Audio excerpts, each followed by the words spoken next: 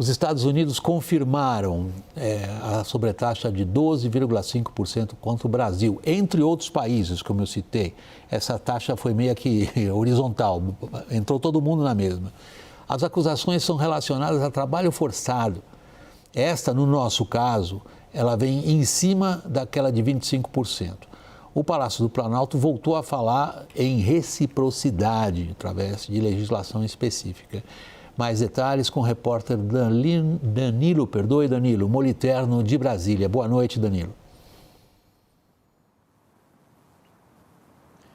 Boa noite, William, e a todos que estão conosco aqui no WW. Uma resposta do Palácio do Planalto que já estava preparada há dias, que foi apresentada de maneira célere e que tem também esse tom político que fica evidenciado e, novamente, essa menção à lei de reciprocidade.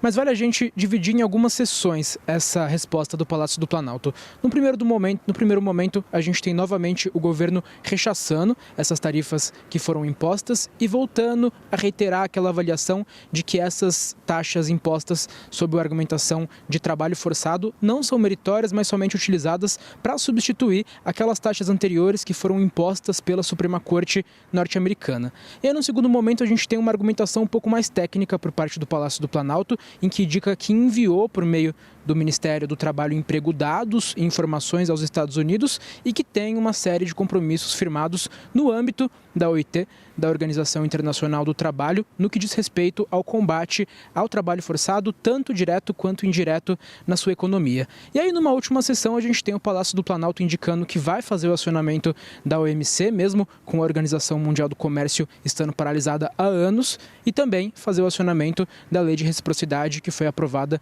no Congresso Nacional. E a gente fala que há um tom um pouco mais político nessa sessão, porque o que a gente ouve nos bastidores entre os auxiliares do presidente Luiz Inácio Lula da Silva é de que, apesar de haver a possibilidade de o acionamento do início desse processo de reciprocidade, a avaliação de que dificilmente haveria espaço para levar, de fato, esse mecanismo ao seu acionamento, de fato acionar, ao fim e ao cabo, este mecanismo, até porque há um grande risco de retaliação por parte dos Estados Unidos. E vale a gente falar um pouquinho também sobre o que foi essa decisão do USTR. Basicamente, existia no governo brasileiro e entre os setores da economia 3 dúvidas. A primeira sobre se, de fato, o Brasil seria atingido com a taxa máxima de 12,5%, o que era esperado e aconteceu, se haveria cumulatividade com a taxa de 25% anunciada na semana passada, o que também aconteceu. Setores como calçados e máquinas e equipamentos vão ser atingidos por essa cumulatividade. E terceiro, se haveria uma lista de exceções diferenciada. O que a gente ouviu numa entrevista do ministro do Desenvolvimento, Indústria, Comércio e Serviços, Márcio Elias, é de que cerca de 2.000 produtos brasileiros não vão ser atingidos tanto pela taxa de 25% quanto de 15%. O ministro falou também sobre a possibilidade de acionamento da lei de reciprocidade. Vamos ouvir um trechinho? O Brasil, no momento certo, a partir da orientação do presidente Lula, vai fazer valer esse instrumento legal de proteção da sociedade brasileira, de proteção do Brasil. Mas vai também, como disse o presidente Lula, e ele orienta nesse sentido, continuar negociando para quê? Afaste a imposição dos 25% que já foram decididos naquela sessão própria do Brasil, e a gente possa ter, nessa decisão de hoje, a ampliação da lista de exceções. Bom, fica meu boa noite aqui em off para o nosso repórter Danilo em Brasília, que participou ao vivo. Brian, tem 2 planos para a gente tratar. Um plano é, evidentemente, o Brasil, os setores atingidos. A gente tem aqui o que a gente chama de uma arte gráfica, dando uma ideia de como que essa imposição em cima da imposição nos toca. Mas tem outro âmbito que é Trump tratando de reerguer a barreira que o Supremo nos Estados Unidos lhe tinha retirado. Ele lançou mão de vários subterfúgios, este último de hoje beira o ridículo do trabalho forçado, quando a gente sabe que a questão é política. Ele conseguiu reerguer esse muro das tarifas? William, parece que ele vai conseguir. E vai, porque essa nova tarifa é mais sólida legalmente, por isso essa desculpa, e é uma desculpa, que é o trabalho forçado. E tem uma visão ideológica aqui que é muito consistente durante os 2 mandatos do governo Trump, que ele acha que os 30 ou 40 anos de globalização no mundo foi um erro.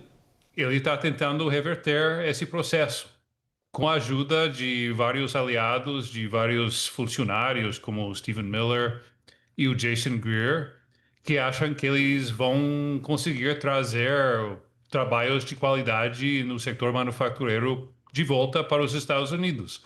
Agora, tem uma grande ironia aqui, William, que foi publicado hoje um novo dado, que o número de pessoas que oficialmente filiaram, digamos, como desempregados pela primeira vez, foi de 187 mil. É o número mais baixo desde o ano 1969.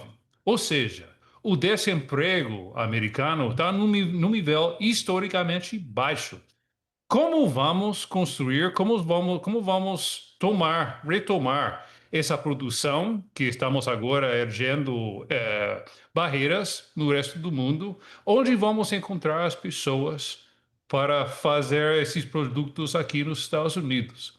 Não tem resposta fácil a isso, mas, enfim, é uma visão ideológica, é um processo que foi iniciado há mais de 5 meses agora e vimos os frutos hoje. Bom, não é nem controvérsia, parece um consenso, sobretudo entre economistas, a ideia de que esse tipo de política aplicada pelo Trump, na verdade, acaba trazendo danos a todos, particularmente a quem é obrigado a pagar o custo disso, que é o consumidor final, no caso dos Estados Unidos. Agora, o Trump não parece de forma alguma se afastar daquilo que ele considera que é a capacidade dele, via imposição de tarifas comerciais, de reordenar as cadeias de comércio globais. É extraordinariamente ambicioso esse objetivo. Ele está conseguindo? Não, e essa tarifa de 10% é a mais consistente de todas, porque ele considera que 10% é o patamar mínimo, o ingresso mínimo, como ele diz, para os produtores do mundo inteiro ingressarem no mercado americano, que ele compara com uma loja de departamentos, que toda marca que quer entrar, vender numa loja de departamentos tem que pagar um ingresso. Então essa é a imagem que ele tem e sempre 10% foi a base. Desde o dia 2 de abril, dia da libertação, 10% foi uma base para todo mundo e o mundo entendeu que esse seria o patamar mínimo para entrar no mercado americano, né?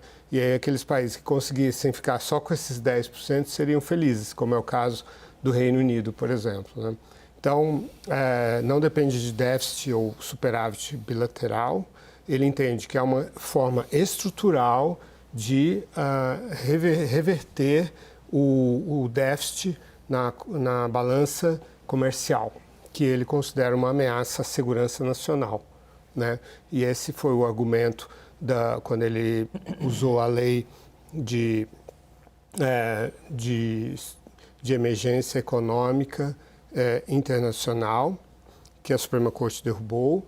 Aí, no dia 24 de fevereiro, ele usou a seção 122, que diz respeito exatamente ao balanço de pagamentos, mas que só tem duração de 150 dias, e que, sem consultar o Congresso, e que expira nessa meia-noite de hoje.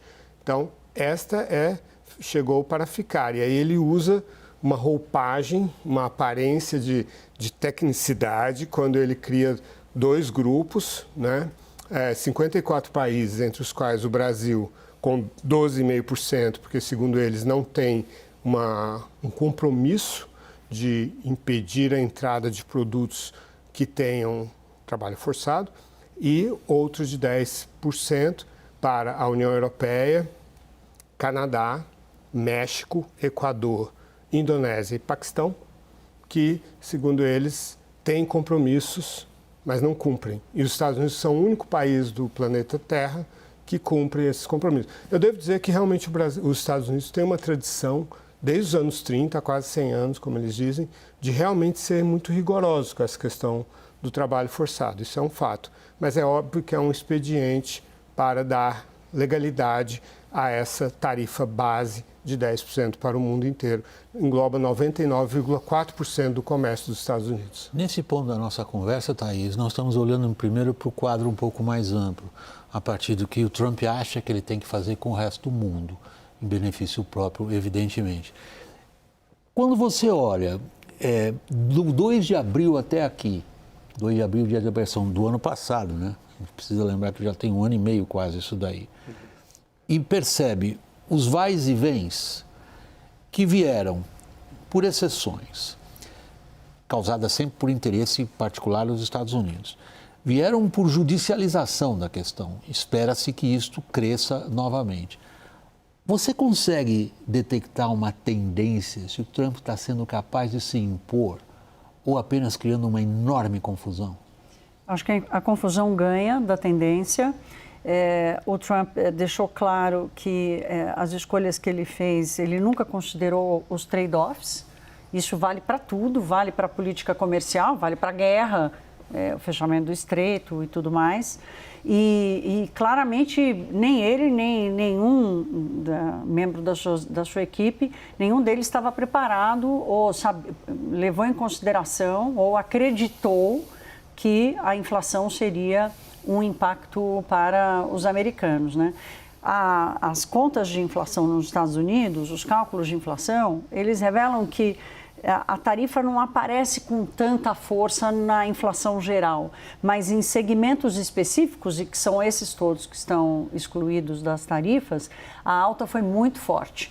E os vai e vens que você acabou de citar, a volta, ela foi muito mais pela pressão dos Estados Unidos, né, do empresário americano ter que ir lá falar o beabá para ele, de dizer, escuta, somos nós que estamos comprando, isso aqui é para a nossa cadeia de produção, do que por qualquer concessão que ele tenha feito para qualquer país, né? Isso vale para qualquer país. E para o Brasil, então, muito menos. Onde essa política dele, essa determinação dele, encontra com a ideologia, que eu acho que é o caso do Brasil, o remédio fica mais forte. Mas o que fica evidente é que desde o dia zero ele desconsiderou uma lógica inescapável da economia, que é o trade-off, ou seja, que tudo bem, você quer isso, você vai ter em troca isso aqui.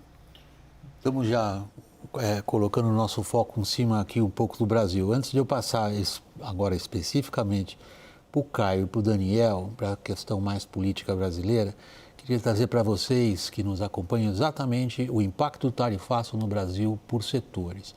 Acompanhem na nossa tela, nós temos aí para vocês conferirem.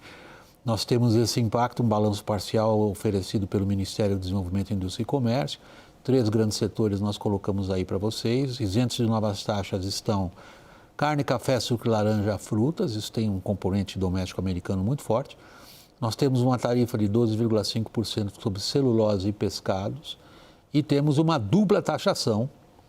Vai chegar então a 37,5% sobre máquinas, equipamentos, produtos químicos e calçados. Isso afeta um enorme setor industrial brasileiro, manufatureiro. Começando por você, Daniel.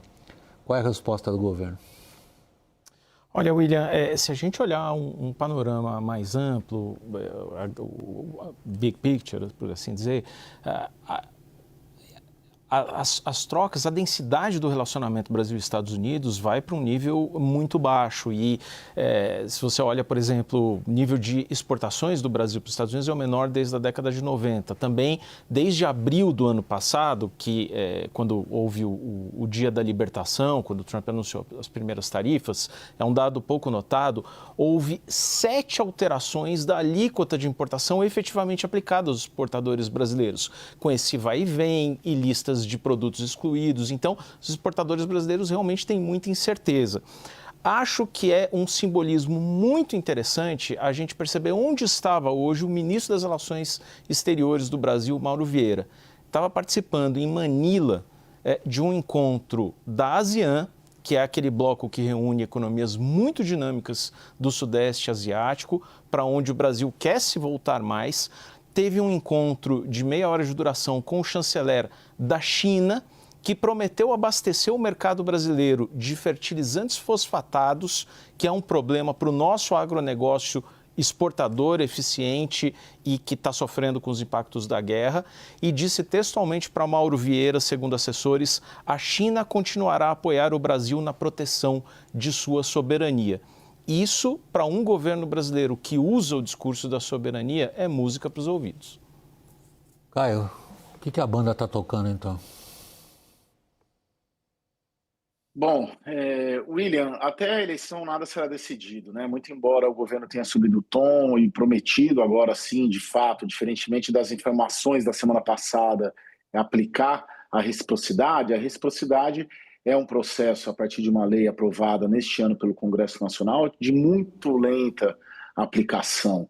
Tem vários parágrafos ali que impõem prazos de 30 dias, depois mais 30 dias, depois mais 30 dias. Por quê? Porque na prática o fato é que até a eleição o governo não quer aplicar de fato, pode até iniciar o processo, mas não aplicar de fato, porque se a defesa da soberania interessa ao governo brasileiro e à campanha à reeleição do presidente Lula, a inflação não.